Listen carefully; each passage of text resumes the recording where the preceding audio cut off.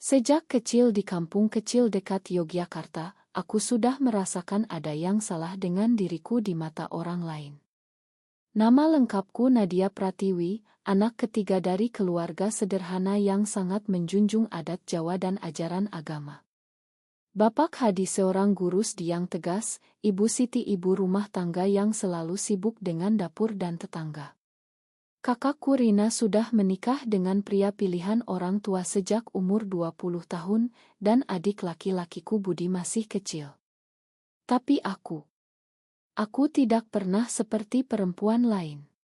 Saat teman-teman sekolah dasar berbisik-bisik tentang cowok yang ganteng di kelas sebelah, aku hanya diam dan merasa bosan. Aku lebih suka membaca buku sendirian di belakang rumah atau bermain dengan boneka yang aku buat sendiri dari kain perca. Suatu hari, ketika aku berumur 12 tahun, ibu mengatur pertemuan dengan anak tetangga, seorang bocah laki-laki bernama Andi yang katanya pantas jadi calon menantu. Aku menolak mentah-mentah. Aku tidak mau, Bu, kataku pelan tapi tegas. Wajah ibu langsung memerah. Kamu ini kenapa sih, Nadia? Tidak normal.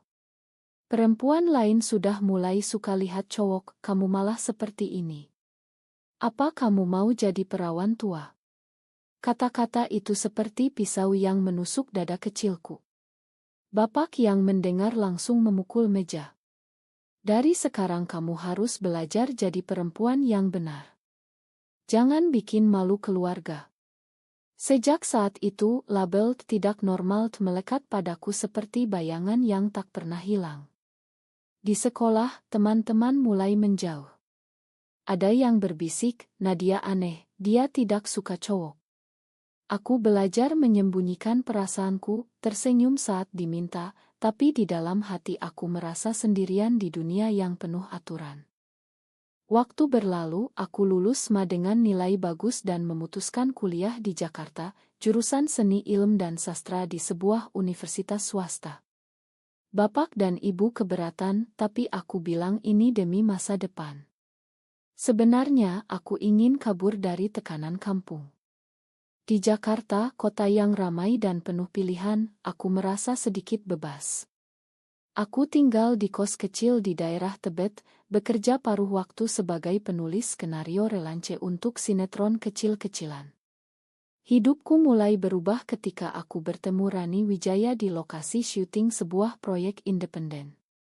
Rani adalah produser muda berusia 30 tahun, berambut pendek rapi, selalu mengenakan kemeja putih dan jeans, matanya tajam tapi senyumnya hangat. Dia pintar, tegas dalam kerja, tapi di balik itu ada kelembutan yang membuatku merasa aman. Kami sering berdiskusi tentang cerita, tentang konflik manusia, tentang masyarakat yang suka menghakimi. Suatu malam setelah syuting larut, kami duduk di warung kopi pinggir jalan. Kamu selalu kelihatan menahan sesuatu, Nad, kata Rani pelan sambil menatapku. Aku terdiam. Untuk pertama kalinya, aku menceritakan sedikit tentang label yang melekat padaku sejak kecil. Rani tidak terkejut. Dia hanya menggenggam tanganku sebentar di bawah meja. Aku mengerti. Aku juga pernah merasakan hal yang sama. Kata-kata itu seperti pintu yang terbuka lebar. Kami tidak langsung bilang apa-apa, tapi dari situ pertemuan kami semakin sering. Kami jalan-jalan di Monas malam hari, makan sate di pinggir kali, atau hanya duduk di balkon kosku sambil mendengarkan lagu-lagu lama. Perasaanku tumbuh pelan, seperti bunga yang takut terinjak. Aku tahu ini berbahaya. Di Indonesia, cinta seperti ini bukan hanya tabu, tapi bisa menghancurkan segalanya. Keluarga, karir, bahkan nyawa. Tapi saat Rani memelukku pertama kali di bawah hujan deras di depan kos, aku merasa untuk pertama kalinya aku hidup, bukan sekadar bertahan. Namun, konflik batin mulai menggerogoti. Setiap kali telepon dari ibu datang, dia selalu bertanya, kapan kamu pulang? Ada anak Pak yang baik, mau dikenalkan. Aku bohong, bilang sibuk kerja. Di dalam hati, aku bertanya-tanya, apakah aku egois? Apakah aku salah karena tidak bisa mencintai seperti yang diharapkan orang tua? Rani melihat kegelisahanku. Kita tidak perlu buru-buru, Nad. Kita bisa pelan-pelan. Tapi aku tahu pelan-pelan pun tidak akan cukup. Tekanan dari kampung semakin kuat. Kakakku Rina menelepon, ibu nangis setiap malam karena kamu belum juga nikah. Kamu mau bikin keluarga hancur. Kata-kata itu membuatku tak tidur berhari-hari. Aku mulai menulis skenario tentang seorang perempuan yang terjebak antara cinta dan kewajiban, tapi aku tidak berani menunjukkan ke siapapun. Karirku mulai naik, satu skenario diambil produser besar, tapi setiap keberhasilan terasa pahit karena aku harus menyembunyikan siapa aku sebenarnya. Suatu hari, Rani mengajakku ke sebuah kai rahasia di kawasan Kemang yang khusus untuk komunitas seperti kami. Di sana aku melihat banyak perempuan yang hidup terbuka tapi tetap hati-hati. Mereka cerita tentang pengusiran dari keluarga, kehilangan pekerjaan, bahkan ancaman kekerasan. Aku pulang dengan hati berat. Malam itu aku menangis di pelukan Rani. Aku takut, Ran. Kalau mereka tahu aku kehilangan segalanya. Rani mengusap rambutku. Tapi kalau kita sembunyi selamanya, kita juga kehilangan diri kita sendiri. Kata-kata itu menggantung di udara seperti awan gelap. Aku tahu suatu saat aku harus memilih. Dan pilihan itu akan datang lebih cepat dari yang kukira. Pagi berikutnya, telepon dari bapak datang lebih awal dari biasanya. Suaranya dingin. Nadia, pulang sekarang. Ada tamu penting. Kamu sudah umur 35, cukup main-main di Jakarta. Aku tahu apa artinya. Mereka lagi mengatur perjodohan. Aku bilang ada deadline kerja, tapi bapak memotong, kerja bisa nunggu. Keluarga tidak. Aku pergi ke stasiun dengan hati campur aduk. Di kereta menuju Yogyakarta, aku memikirkan Rani yang semalam bilang, jangan paksa diri, Nad. Kalau perlu, aku ikut. Tapi aku tidak mau bawa dia ke neraka keluargaku. Sampai di rumah, suasana sudah tegang. Meja makan penuh makanan, dan di sana duduk seorang pria bernama Andi, sekarang sudah dewasa, anak tetangga yang dulu ditolakku. Dia tersenyum sopan, tapi matanya penuh harapan yang membuatku mual. Ibu memelukku erat. Ini kesempatan bagus, Nak. Andi sudah jadi pengusaha sukses di Solo. Dia mau kamu. Bapak duduk di kursi utama, wajahnya keras. Kamu sudah terlalu lama sendirian. Orang kampung mulai bertanya. Kamu mau kami malu? Aku mencoba menjelaskan bahwa aku bahagia dengan karir, tapi kata-kataku seperti angin lewat. Kakakku Rina menambahkan, lihat aku, Nad. Sudah punya 2 anak, rumah, suami yang sayang. Kamu mau seperti itu kan? Malam itu aku tidur di kamar lama dengan air mata mengalir. Aku menelepon Rani diam-diam, mereka paksa aku nikah, Ran. Suara Rani tenang tapi tegas. Kamu harus bilang yang sebenarnya, atau kita berdua yang hancur pelan-pelan. Kembali ke Jakarta, aku semakin dekat dengan Rani. Kami pindah ke apartemen kecil di Sudirman, berbagi rahasia dan mimpi. Karirku melejit. Skenarioku diangkat jadi film pendek yang menang penghargaan kecil di festival lokal. Aku mulai dikenal sebagai penulis berbakat yang berani angkat isu perempuan. Tapi di balik itu, aku sering menangis sendirian di kamar mandi. Setiap kali Rani mencium keningku dan bilang, aku cinta kamu apa adanya, aku merasa bersalah karena tidak bisa memberikan dia kehidupan normal.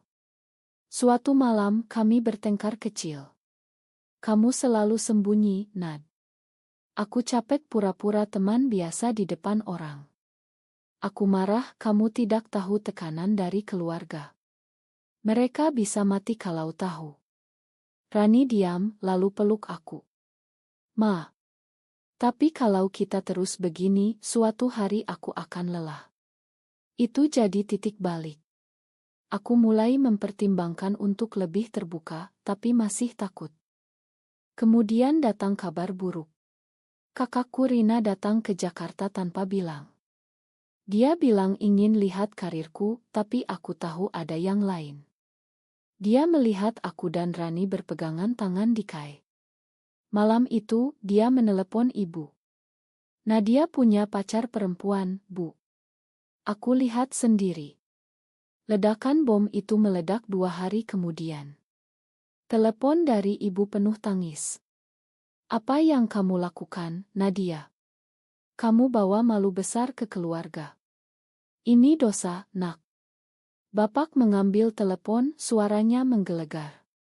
Pulang sekarang atau jangan pernah pulang lagi. Aku gemetar. Rani memegang bahuku. Kita hadapi bersama. Tapi aku tahu, ini baru awal dari badai yang lebih besar. Aku kehilangan tidur, kehilangan nafsu makan. Karirku mulai terganggu karena pikiran yang kacau. Produser bertanya kenapa skenarioku sekarang penuh kemarahan. Aku bilang inspirasi, tapi sebenarnya itu cerminan hatiku yang retak. Rani mencoba menenangkan. Kami pergi ke pantai Parangtritis diam-diam, duduk di pasir sambil lihat ombak. Apapun yang terjadi, aku di sini, katanya. Tapi di dalam, aku bertanya pada diriku sendiri, apakah cinta ini layak mengorbankan keluarga yang membesarkanku? Apakah aku monster karena tidak bisa mencintai pria seperti yang mereka inginkan? Konflik itu semakin dalam, membuatku ragu setiap keputusan. Badai itu datang lebih cepat. 2 minggu setelah telepon ibu, bapak datang ke Jakarta dengan Kak Rina. Mereka muncul di depan apartemen tanpa peringatan. Wajah bapak merah padam. Kamu tinggal dengan perempuan ini, tanyanya langsung menunjuk Rani yang berdiri di belakangku. Rani mencoba sopan, selamat datang, Pak. Mari masuk dulu. Tapi bapak mendorong pintu. Tidak ada tempat untuk dosa di rumahku. Mereka duduk di ruang tamu kecil kami. Ibu tidak ikut, katanya terlalu sakit hati. Kak Rina menangis. Kenapa kamu begini, Nad? Kami semua khawatir. Andi masih mau terima kamu, asal kamu tobat. Aku merasa seperti terpojok di sudut ruangan. Rani memegang tanganku erat di bawah meja, tapi aku melepaskan karena takut dilihat. Pertengkaran meledak. Bapak berdiri, suaranya menggema. Kamu sudah gila. Di kampung orang sudah tahu. Mereka bilang anak Hadi punya anak yang sesat. Kamu mau aku kehilangan muka di masjid? Aku mencoba bicara dari hati. Pak, aku tidak memilih ini. Aku lahir begini. Rani membuatku bahagia seperti Rina bahagia dengan suaminya. Kata-kataku seperti bensin ke api. Bapak mengangkat tangan seolah mau memukul, tapi berhenti. Kamu bukan anakku lagi kalau tidak berubah. Kak Rina menambahkan, kamu egois, Nad. Pikirkan ibu yang sakit-sakitan sekarang. Mereka pergi dengan ancaman, kalau tidak pulang dan nikah dengan Andi dalam sebulan, mereka akan putus hubungan sepenuhnya. Malam itu apartemen terasa dingin. Rani menangis untuk pertama kalinya di depanku. Aku tidak mau kamu kehilangan keluarga karena aku.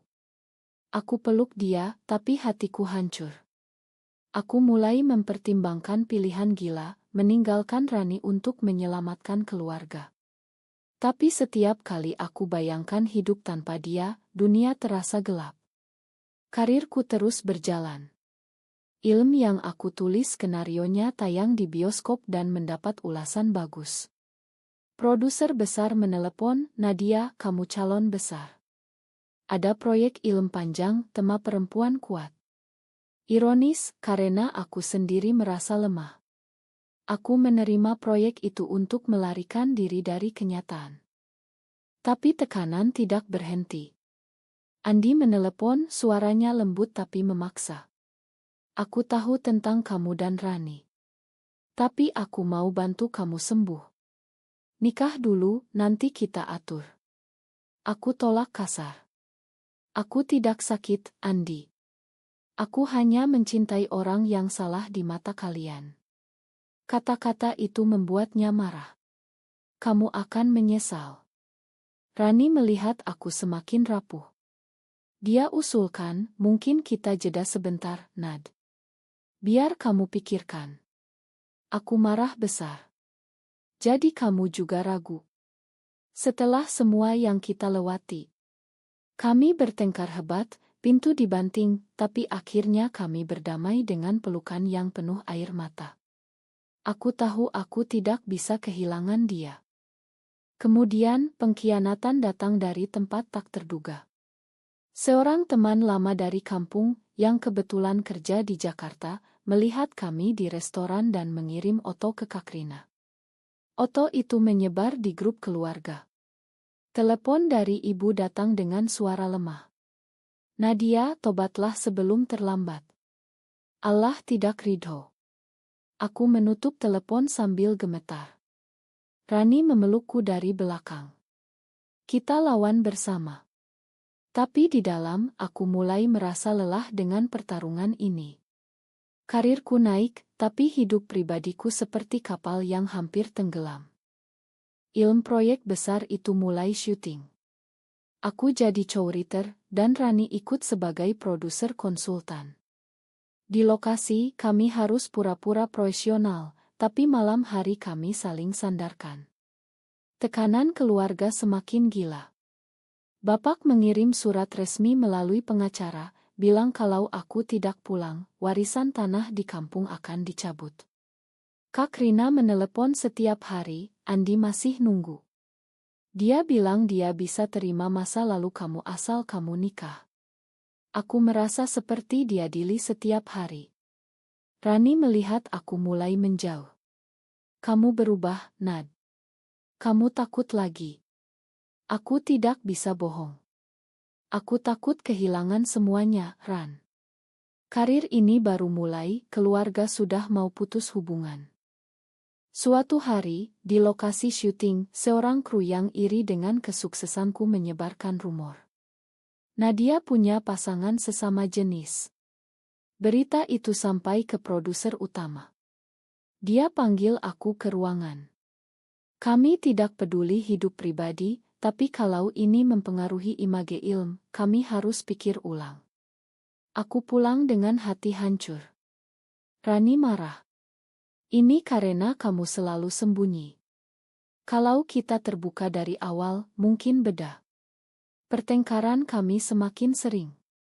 Aku merasa dikhianati oleh dunia sendiri. Karir yang kukejar selama bertahun-tahun mulai goyah. Tapi di tengah itu ada momen kecil yang membuatku kuat. Rani menulis surat panjang, aku pilih kamu setiap hari, meski harganya mahal. Aku baca sambil menangis. Kemudian, twist besar. Ilm itu dipilih untuk Estial Nasional Besar. Aku dinominasikan sebagai penulis skenario terbaik. Malam penghargaan mendekat. Keluarga tidak diundang, tapi mereka tahu dari berita. Ibu menelepon terakhir kali. Kalau kamu naik panggung, jangan bawa perempuan itu. Kami masih sayang kamu. Aku tidak jawab. Di dalam hati, aku memutuskan, ini saatnya. Aku akan bawa Rani sebagai istriku di depan semua orang. Rani terkejut saat aku bilang. Kamu yakin, Nad? Ini bisa hancurkan segalanya. Aku angguk. Aku sudah capek sembunyi. Aku mau bayar harga apapun itu. Persiapan malam penghargaan penuh ketegangan. Aku pilih gaun sederhana tapi elegan, Rani pakai setelan hitam yang membuatnya terlihat kuat. Kami latihan pidato. Aku mau bilang terima kasih ke orang yang bikin aku berani jadi diri sendiri. Tapi sebelum malam itu, ada konfrontasi terakhir dengan Kak Rina yang datang ke hotel kami. Kamu gila, Nad. Seluruh kampung akan tahu. Ibu bisa stroke. Aku berdiri tegar. Kalau mereka tidak terima aku apa adanya, mungkin memang sudah waktunya lepas. Kak Rina pergi sambil menangis. Malam itu, di kamar hotel, aku dan Rani berpelukan lama. Apapun yang terjadi besok, aku cinta kamu, bisikku. Rani jawab, dan aku akan berdiri di sampingmu, meski dunia menentang. Keputusan itu sudah diambil. Besok, panggung akan jadi saksi. Harga yang harus kubayar mungkin keluarga, mungkin karir, tapi aku tidak mau mundur lagi. Malam penghargaan tiba. Gedung teater di Jakarta Pusat penuh sesak dengan selebriti, produser, dan media. Lampu sorot menyilaukan, kamera di mana-mana. Aku dan Rani datang bersama, tangan kami saling genggam di bawah mantel. Jantungku berdegup kencang. Saat nama kami dipanggil untuk kategori Best Screenplay, aku berdiri. Rani ikut naik panggung bersamaku. Ruangan langsung hening aneh. Beberapa orang berbisik, tapi aku tidak peduli. Aku ambil mikrofon, suaraku agak gemetar tapi tegas. Terima kasih atas penghargaan ini. Ilmu ini lahir dari perjuangan perempuan yang berani melawan norma. Dan malam ini aku mau perkenalkan Rani Wijaya, istriku. Dia yang memberi aku kekuatan untuk jadi diri sendiri. Ruangan membeku sesaat. Lalu, seperti gelombang, seluruh auditorium berdiri bersamaan. Bukan tepuk tangan biasa, tapi berdiri dalam diam yang penuh kejutan, campur kagum, marah, dan hormat. Beberapa jurnalis langsung oto kamera om. Aku lihat beberapa wajah familiar dari industri tersenyum, tapi yang lain geleng-geleng kepala. Rani memegang tanganku lebih erat. Kami turun panggung dengan hati berdebar. Di backstage, produser utama peluk aku. Berani sekali, Nad. Ini akan jadi berita besar. Tapi aku tahu, berita besar berarti konsekuensi besar. Pagi berikutnya, headline di mana-mana, penulis sukses bawa istri ke panggung, Indonesia heboh. Telepon dari keluarga tidak berhenti. Bapak bilang pendek, kamu sudah mati bagi kami. Ibu menangis di telepon, kenapa kamu lakukan ini di depan umum? Kak Rina kirim pesan marah. Andi bahkan posting di media sosial, beberapa orang memang tidak bisa diubah. Karirku melejit tapi juga terancam. Beberapa sponsor mundur, bilang image tidak cocok. Tapi ada juga dukungan dari komunitas, dari penonton yang kirim pesan, kamu inspirasi kami. Rani dan aku pindah ke apartemen baru untuk hindari paparai. Kami mulai terapi konseling bersama untuk hadapi tekanan. Di tengah itu, aku refleksikan semua keputusan. Dari kecil yang dicap tidak normal, sampai hari ini berdiri di panggung dengan istri. Aku bayar harga, kehilangan keluarga, kehilangan beberapa teman, tapi aku dapat kebebasan. Rani bilang, kamu sudah bangun, Nad. Sekarang kita bangun hidup baru. Tapi luka masih ada. Aku sering mimpi buruk tentang ibu yang menangis. Suatu hari, aku coba hubungi ibu diam-diam, dia angkat tapi langsung tutup. Jangan hubungi lagi kalau belum tobat. Itu sakit, tapi aku tahu aku tidak bisa mundur. Konflik moral ini terus menggerogoti, apakah aku benar menyakiti orang tua yang melahirkan aku demi cinta? Atau masyarakat yang salah karena memaksa orang hidup bohong? Bulan-bulan berikutnya seperti roller coaster. Karirku tetap jalan, bahkan ada tawaran ilmu internasional yang angkat tema serupa. Tapi di rumah, aku dan Rani sering duduk diam, pegang tangan, ingat semua yang sudah lewat. Aku tulis buku baru tentang perjalanan ini, tapi belum berani terbitkan. Suatu malam, Rani bilang, kamu pernah bilang harga yang kita bayar mahal. Tapi lihat sekarang, kita punya satu sama lain. Aku tersenyum, tapi di dalam masih ada lubang. Keluarga masih diam. Kak Rina akhirnya kirim pesan netral, ibu sakit, tapi dia tanya tentang kamu diam-diam. Aku kirim uang untuk obat ibu tanpa bilang siapa, lewat tetangga. Itu kecil, tapi berarti. Aku mulai terlibat di komunitas rahasia, bicara di acara kecil tentang pentingnya terima diri. Banyak perempuan cerita kisah mirip, dan aku sadar aku bukan sendirian. Tapi di Indonesia tetap ada ancaman. Ada yang kirim message, kamu rusak budaya. Aku jawab dengan tenang di hati, aku hanya mau hidup jujur. Rani dapat promosi besar, tapi dia tolak tawaran yang minta kami sembunyi lagi. Kita sudah cukup sembunyi bertahun-tahun. Kami bangun rutinitas baru, pagi kopi bersama, malam cerita tentang hari. Lambat laun, luka mulai sembuh. 1 tahun kemudian, aku terima undangan Estial lagi. Kali ini, aku naik panggung sendirian, tapi di kursi depan ada Rani tersenyum bangga. Aku bilang di pidato, terima kasih untuk semua yang berani berdiri meski dunia duduk. Tepuk tangan meriah.